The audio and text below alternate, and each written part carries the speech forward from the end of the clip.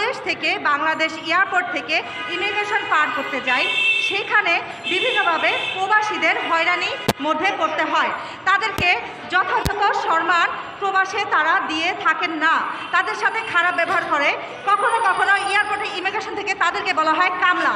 আর যদি প্রবাসীরা কামলা হয়, তাহলে আমরা বাংলাদেশে যারা কাজ করি আমরা কি গামলা? আমাদের সরকারের উচিত এটা আমাদের প্রবাসীদের পাশে দাঁড়ানো। আমাদের প্রবাসীরা যদি খুশি থাকে, আমাদের দেশে রেমিটেন্স ঢুকবে, দেশ উন্নতি হবে। আমাদের দেশে আজকে মেট্রো রেল হচ্ছে। আমরা রেমিটেন্স যোদ্ধা আছি। আমরা চাই আমরা দেশের উন্নয়নের জন্য যে কাজ করছি, দেশের যেইভাবে রেমিটেন্স পাঠাচ্ছি, আমরা চাই আমাদের সম্মানটুকু আমরা এ দেশ গঠনের জন্য সর্বোচ্চ ভূমিকা পালন করছি প্রবাসীরা। সেই জায়গা থেকে প্রবাসীদের যে সম্মানটা আছে, তাদের পাসপোর্ট রেনি করা সহ তাদের এয়ারপোর্টে যে হয়রানিগুলো করা হয়, এমনকি তাদের যদি কেউ ওখানে হতাহতের ঘটনা ঘটে, তাদের সেই লাশ পর্যন্ত দেশে আনার জন্য 1 সপ্তাহ 10 দিন, কোথাও কোথাও 1 মাস পর্যন্ত সময় চলে যায়। এখানে ফ্যামিলি বড় ধরনের একটা টেনশনে থাকে।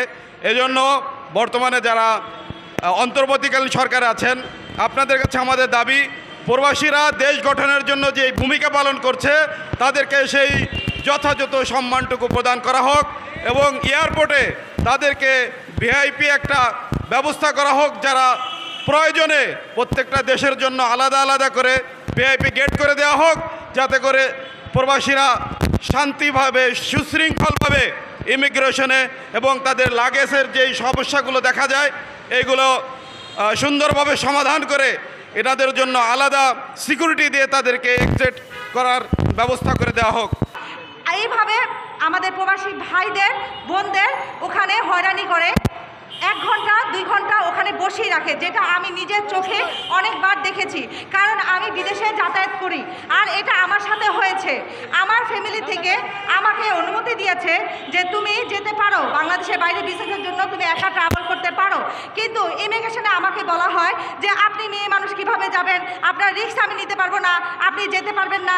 আরে ভাই, আমার পাসপোর্ট অরিজিনাল, আমার ভিসা অরিজিনাল, আমার টিকিট অরিজিনাল, আমার পরিবার যদি অনুমতি দেয়, তাহলে আপনারা কেন আটকাবেন? আমাদের 1 ঘন্টা 2 ঘন্টা 3 ঘন্টা ইমিগ্রেশনে দাঁড় করিয়ে রেখে আমাদের সেই কষ্ট দেয়। আমি এরকম হয়েছে যে আমি কয়েকবার কান্না করে দিয়েছি। কেন আমাদের কেন সম্মান করতে পারেন না আপনারা? কেন এভাবে অসম্মানী করেন? আমি সেই দাবি নিয়ে আসছি। বর্তমানে যারা আপনারা আছেন, যারা এই মুহূর্তে সরকারের অধীনে আছেন, সরকারি দায়িত্বে আছেন, তাকে আমি অনুরোধ করব যে প্লিজ আমাদের সম্মান করুন, আমাদের এভাবে হয়রানি করবেন না। আর ইমিগ্রেশনের মধ্যে ছোট বাচ্চা নিয়ে, 1 বছর 2 বছরের বাচ্চা নিয়ে আমরা সেখানে দাঁড়িয়ে থাকি ঘন্টার পর ঘন্টা।